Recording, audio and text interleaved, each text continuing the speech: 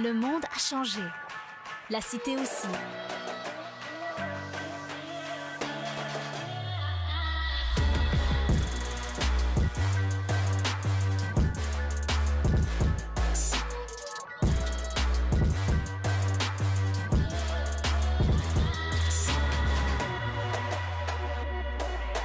Le Collège La Cité. Prêt pour demain. Bonjour tout le monde, j'espère que vous allez bien. Mon nom c'est Élodie, je suis agente de liaison au Collège La Cité. Bienvenue à un autre Facebook Live.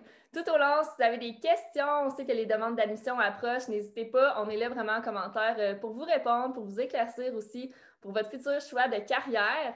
Et comme vous le remarquez, je ne suis pas seule aujourd'hui, je suis accompagnée de la coordonnatrice du programme de techniques de réadaptation et de justice pénale. Donc Nadine, bonjour, merci d'être avec nous aujourd'hui. Bonjour, merci de l'invitation. Ça me fait plaisir. Pour commencer, est-ce que tu veux expliquer un petit peu aux gens quel est votre rôle à la Cité? Qu'est-ce que vous faites essentiellement? Moi, je suis coordonnatrice, comme tu as mentionné. Je suis aussi professeure au programme. Donc, ça fait déjà plus d'une dizaine d'années que je suis dans l'équipe technique de réadaptation et justice pénale. Wow, génial. Puis est-ce que vous voulez nous parler justement un petit peu plus du programme? Combien de temps ça dure? Les cours, ça ressemble à quoi? Je pense que c'est important de le faire en partant parce que beaucoup de personnes ne comprennent pas tout à fait ce que c'est, technique de réadaptation justice pénale. En fait, c'est assez simple. C'est une technique d'intervention qui se spécialise auprès d'une clientèle délinquante, criminalisée, marginalisée. Donc, c'est vraiment notre spécialité. Au cœur de notre enseignement, on a la réhabilitation sociale. Et on prépare nos étudiants à travailler auprès de cette clientèle-là, auprès des personnes, comme je disais, marginalisées, judiciarisées ou même qui sont à risque de le devenir. On les prépare pour travailler dans un éventail de postes. Là, il y a vraiment une grande panoplie. Puis c'est souvent ça qui n'est pas tout à fait clair, mais que ça soit du travail de rue au centre d'hébergement pour victimes jusqu'aux prisons. On a tout cet éventail-là. Donc, c'est un programme de 2 ans. Qui a subi une transformation pédagogique. Donc, ce qu'on fait, c'est qu'on évalue des compétences versus les connaissances qui étaient plus traditionnelles là, de ce qu'on connaît. Donc, on va mettre nos étudiants dans des expériences, des activités pratiques qui ressemblent le plus possible au marché du travail, justement, pour leur transmettre ces compétences-là. Ils vont avoir différents cours, évidemment. Fait qu'ils vont apprendre ils vont comprendre le système judiciaire, comprendre les enjeux de différentes clientèles avec lesquelles ils vont avoir à travailler. Donc, pour être capable d'intervenir auprès de ces clientèles-là, donc le volet pratique d'intervention. Puis quand je parle de clientèle, rapidement, je peux parler d'itinérance, je peux parler de clientèle criminalisée, de victimes, de personnes qui ont des problématiques de santé mentale, de dépendance, et tout ça autant pour une clientèle jeune qu'une clientèle adulte. Dans notre programme, c'est aussi pas toujours une clientèle qui est volontaire. OK? Donc, ils ne sont pas toujours en accord avec tout ça. Donc, comment est-ce qu'on intervient auprès d'une clientèle qui est résistante puis qui résiste justement à cette aide-là? Comment est-ce qu'on gère des crises? Et il y a tout le volet aussi en dernier recours. Ça peut arriver qu'on arrive à l'intervention physique. Donc, des techniques d'autodéfense, des techniques d'intervention physique auprès des jeunes, des adultes. Donc, ça, c'est vraiment les 3 premières sessions. La dernière, c'est un stage en milieu de travail que nos étudiants vont faire, un stage de 350 heures. Il y a Oui, c'est vraiment, vraiment intéressant parce que justement, ça leur permet de parfaire leurs apprentissages, de consolider les compétences qu'ils ont acquises, les mettre en pratique. Il y a une variété de milieux, il y en a plein, que ça soit même dans la région, là, je parle d'Ottawa, Gatineau, Outaouais. On en a eu aussi des stages à Vancouver, à Edmonton, Nouveau-Brunswick, un peu partout. Là. Donc, il y a beaucoup, beaucoup de possibilités par rapport à ça. Je pense aussi, ce qui est important du programme, c'est l'équipe de professeurs qui chapeautent tout ce programme-là, puis ces cours-là. C'est des gens qui ont une expérience sur le terrain. Fait que ça, je pense que pour les étudiants, c'est vraiment enrichissant parce qu'ils ont des exemples concrets de choses qui se produisent encore maintenant, actuelles. Et c'est aussi un programme qui a une entrée continue. Donc, on a eu une cohorte qui a débuté en septembre, mais on a aussi une autre cohorte qui va débuter en janvier prochain. Ça, je pense que c'est intéressant parce que ça permet aux étudiants, un étudiant qui, par exemple, échoue un cours, bien, il peut le reprendre à la session suivante, il ne perdra pas une année. Donc, on va pouvoir personnaliser son cheminement, en fait. Génial. Puis, tu as parlé un petit peu des milieux de travail parce qu'on sait, en fait, souvent, les gens pensent que ce programme-là, c'est pour les gens qui veulent travailler dans les prisons. Mais je pense que c'est peu de la majorité qui va travailler dans les prisons. Est-ce que tu veux nous parler un petit peu plus justement des débouchés sur le terrain? Oui, puis c'est vrai, parce que par le passé, il y a, je pense, une quinzaine d'années passées, le programme s'appelait Technique des services correctionnels. Il a pris une autre vocation, il a changé un peu. Ça ne veut pas dire qu'on n'a plus ces étudiants-là, au contraire, on en a encore. Ça représente peut-être 10 à 15 de nos étudiants qui vont intégrer les prisons pénitentiaires, jeunes, adultes aussi. Là, il y en a pour prison pour jeunes. Mais il y a vraiment une panoplie de possibilités. Il y a tout le volet, je dirais, hébergement, dans le sens où des milieux de vie, que ce soit des maisons de transition, que ce soit des centres de réadaptation pour jeunes, des foyers de groupe, des centres d'hébergement pour les victimes en santé mentale, des thérapies fermées, là, des centres où est-ce que les gens vont héberger, santé mentale, dépendance, des jeunes de la rue. Il y a des maisons qui vont s'occuper de ces jeunes-là, donc pour intervenir auprès d'eux. Il y a le volet plus hébergement, mais il y a tout l'autre volet aussi de ressources externes ou de centres de jour, ou je dis de jour, là, mais de centres où est-ce qu'on peut se présenter là, pour une fois, là, ou à une certaine fréquence. Donc, même principe, même clientèle. Donc, tant que ça soit santé mentale, dépendance, je pense il y a des gens de halte accueil, mais puis pour des jeunes, puis je dis jeunes, mais ça peut être du 16-24 là, qui sont dans la rue puis qui vont aller chercher des services de base. Donc, il y a vraiment là, une grande plusieurs options, c'est ça. Ouais, puis je suis contente qu'on en parle aujourd'hui parce que justement, c'est un programme, des fois, qu'on n'est pas trop certaine de qu'est-ce qu'on peut faire après avoir fait le programme. Puis on sait aussi, Nadine, que beaucoup de gens comparent le programme à travail social. Donc, les gens ne sont jamais certains s'il faut qu'ils fassent le programme de travail social selon ce qu'ils veulent faire ou le programme de technique de réadaptation et de justice pénale. Est-ce que vous voulez faire un petit peu la distinction entre les deux aujourd'hui? Une fois pour toutes. Oui, ça se ressemble dans le sens où tout le volet intervention, puis tout ça, la base de la relation d'aide, c'est de la relation d'aide. Je pense ce qui nous distingue, c'est la spécialité de notre clientèle. Fait que vraiment, le côté plus, tout ce qui entoure la criminalité ou le risque de criminalité, là, marginalisation, tout ça, c'est vraiment notre spécialité. Puis je pense que c'est la distinction entre nous et travail social. Génial. Puis est-ce qu'il y a des critères d'admission, justement, pour les gens qui veulent rentrer dans le programme? Pas nécessairement. Bon, diplôme d'études secondaires, ou je pense que tu pourrais peut-être en parler plus davantage là, pour les étudiants adultes. Je sais pas si... Oui, ben, c'est la même chose. Hein? Donc, diplôme d'études secondaires pour entrer dans le programme.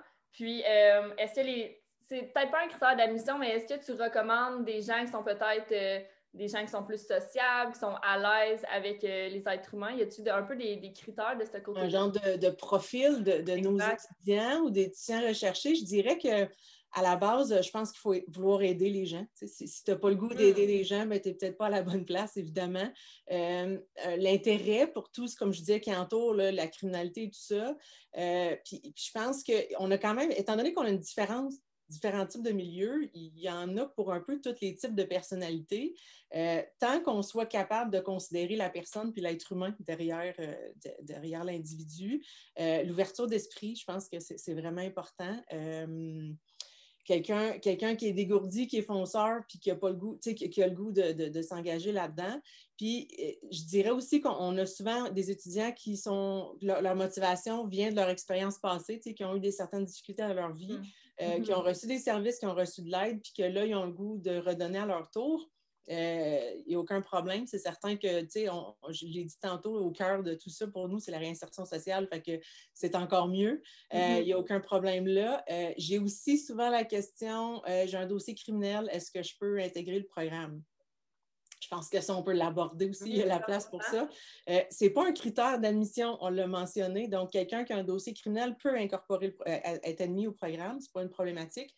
La problématique vient plus au niveau du stage, je dirais, parce que, étant donné que les stages sont avec une clientèle vulnérable, nos milieux de stage exigent une vérification des antécédents judiciaires. Donc, la barrière peut se trouver là. Pour certains milieux, là, on ne peut même pas l'envisager, le dossier criminel, je pense aux prisons notamment, là, puis plein d'autres milieux aussi. Ça ne veut pas dire que ce n'est pas possible d'intégrer un milieu de stage, mais les options sont vraiment limitées. Ce qui va aussi dépendre, ça va être aussi le type d'accusation. Donc, si on parle, je vous donne un exemple agression sexuelle, ça risque d'être assez difficile. Donc, ça dépend du type de crime. Puis ça, c'est le genre de choses qu'on peut discuter du cas par cas. Mais c'est certain que ça peut mettre des barrières. Même si ce n'est pas une embûche à l'admission, en cours de programme, ça peut Il faut y penser, un c'est défi. ça. Puis, qu'est-ce qui vous rend fier du programme de TRJP? Ce qui me rend fière, plein de choses. Je pense qu'au fil des années, on a développé une cohérence de programme. On a toute l'approche par compétence. Je pense que ça, c'est une grande, grande fierté. Je pense qu'au-delà de tout ça, on parle souvent de la famille TRJP. Okay? Au fil des années, c'est quelque chose, il y a un attachement au programme. Nos diplômés, on les croise encore, il y a un contact qui est encore là. Ils deviennent des fiers ambassadeurs du programme dans la communauté, je pense, puis ils font avancer la cause de la réinsertion sociale. Récemment, cet automne, le programme a reçu une certification d'ambassadeur de la réhabilitation sociale en Outaouais. Wow! Ça, oui, grande fierté. C'était décerné tant aux professeurs qu'aux étudiants et aux diplômés. Fait que je pense que ça vient témoigner de tout ça. Puis je pense que bien qu'en ce moment, on est en pandémie puis c'est de l'enseignement à distance, ça demeure qu'il y a comme une expérience collégiale qui est importante. Puis le sentiment d'appartenance au programme, là, ça, je pense que c'est une très, très grande fierté. Ah, c'est certain. Mais félicitations. Merci. Puis, vous parlez beaucoup de compétences. Vous avez passé de l'aspect connaissance à compétences.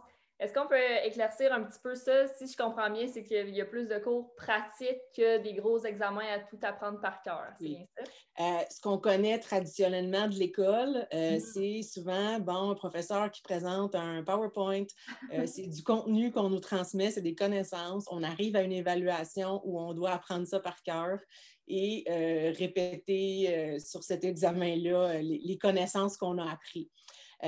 L'évaluation par compétences, ce qui a changé, c'est qu'on n'évalue plus ces connaissances-là, mais davantage sur des compétences. Donc, comme tu le mentionnais, c'est vraiment plus pratique.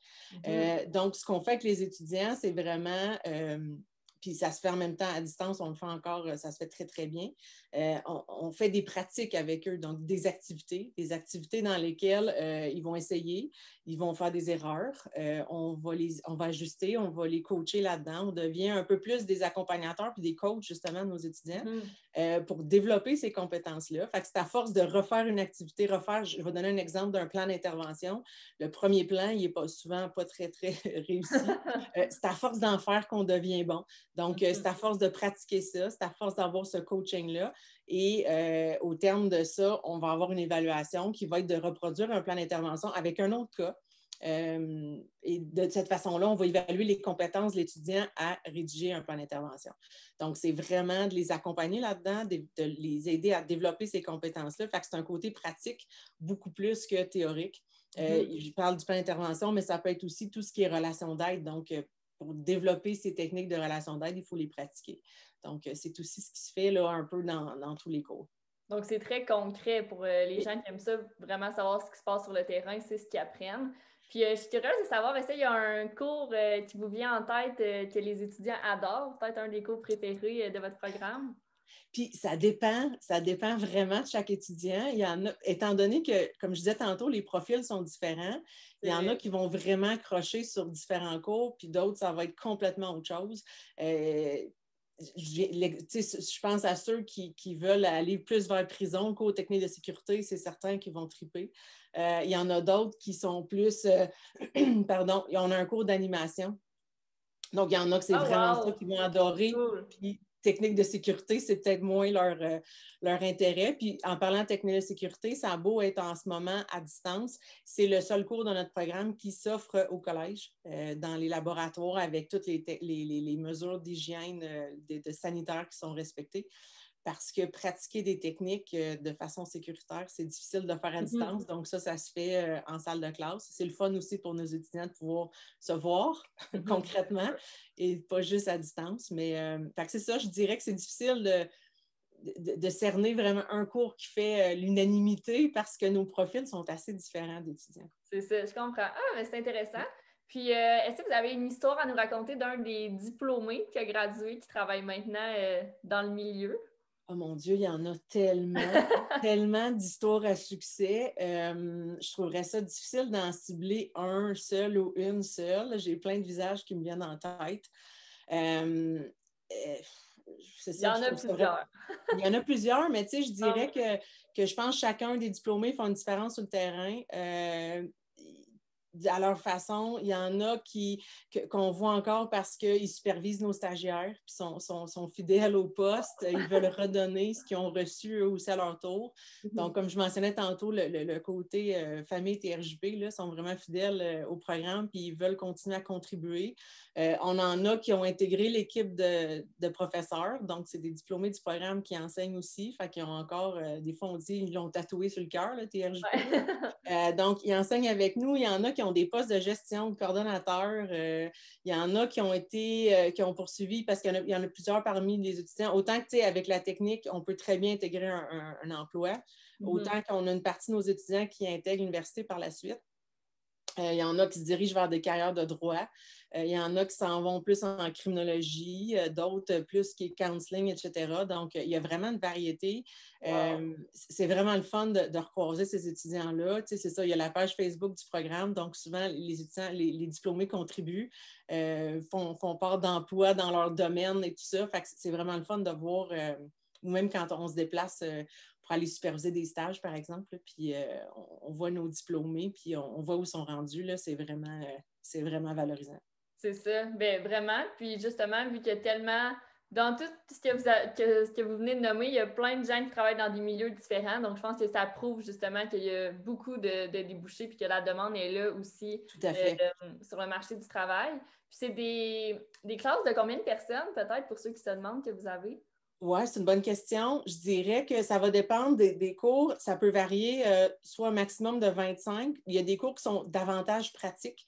Si je pense, mettons, par exemple, un cours de relation d'aide, on va pratiquer concrètement des techniques d'intervention. Ça va être des plus petits groupes, fait qu'un maximum de 25. Sinon, ça peut aller à un maximum de 35. Ce qu'on utilisait beaucoup en salle de classe, c'est vraiment des travaux en équipe. On l'utilise aussi à distance, donc ça se fait très bien. Souvent, ce qu'on fait, c'est qu'on va donner des consignes et tout ça aux grands groupes, puis on peut envoyer nos étudiants dans les petits groupes travailler.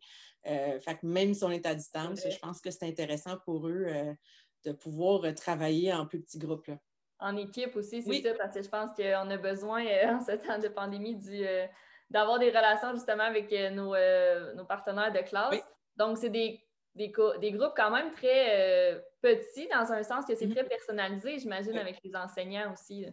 Tout à fait, tout à fait. Puis pour nous, ça, je pense que c'est quand je parlais de la famille du programme, c'est important de connaître nos étudiants, puis on a leur réussite à cœur, évidemment. Souvent, j'entendais des diplômés, tu sais, ils vont par la suite à l'université, des fois, dépendamment des types de programmes, il y en a qui sont très, très grands. Donc, tu peux être 200 dans une classe, puis souvent, ce qu'ils disent, oh mon Dieu, je m'ennuie du groupe où j'ai ma place. J'ai ma place, puis on me connaît, puis je ne suis pas juste un numéro. Là, exact. C'est ça. Fait que je pense que ce côté-là, c'est une des forces du programme. Ouais. Vraiment. Génial. Puis en terminant, Nadine, qu'est-ce que vous pourriez souhaiter à un étudiant qui hésite à venir dans votre programme ou non? Ah, je pense que, en tout cas, ils sont rarement déçus. Ils sont rarement déçus. On en a déjà discuté. On a beaucoup d'étudiants que j'entends. Puis des fois, c'est OK, qu'est-ce qui t'a fait venir dans notre programme? Puis c'est mon ami m'a recommandé le programme. Ma cousine. Telle personne. Fait que c'est souvent du bouche à oreille. Fait que ça, je pense que c'est un grand plus.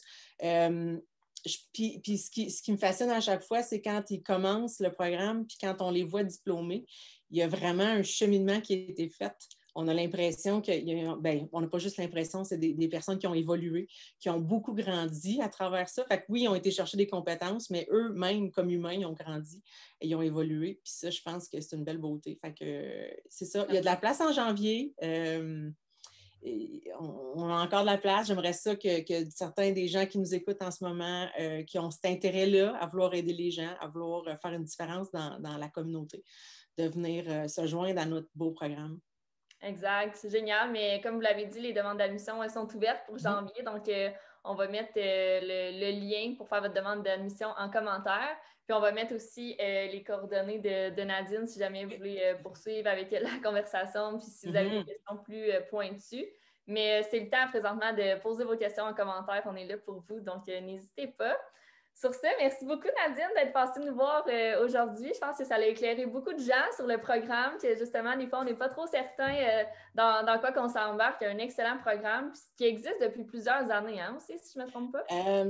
Selon ma connaissance, là, c'est avec l'ouverture du Collège La Cité qui célèbre ses 30 ans cette année. Donc, ça fait plusieurs années, oui, effectivement. Ah, wow! Ouais. 30 ans déjà. Je me souviens quand moi-même j'ai gradué, c'était la 25e année. Donc, ça m'a déjà 5 ans. Oui, le temps passe vite. Vraiment. Donc, merci d'avoir été avec nous. Puis, merci tout le monde d'avoir écouté le live. On vous souhaite le meilleur. Puis, n'hésitez pas encore une fois, si vous avez des questions, on est là pour vous répondre. Bonne journée! Merci.